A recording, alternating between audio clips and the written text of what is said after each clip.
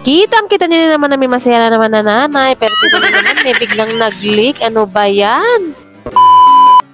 Good morning, mini vlog! Si Mama Lay po ito. Kung hindi ka pa naka-follow, baka naman. Dahil Sabado ngayon, ibig sabihin, labanderang nanay for today. As usual, nanay routine muna bago ang lahat. Buti na lang, naikisama ang panahon at medyo umaraw-araw nga.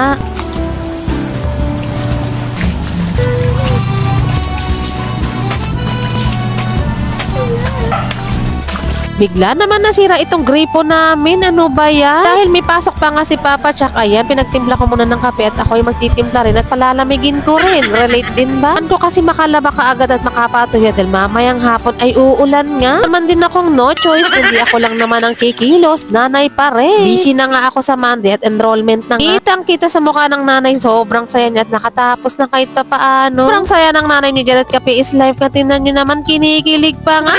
Pagkatapos ko sa labas, as usual, dito tayo sa loob ng bahay. Hindi pa rin natatapos ang pagiging nanay. Nakaalis na ang aking palaging sinisigawan. Maging masipag muna tayo for today's vlog.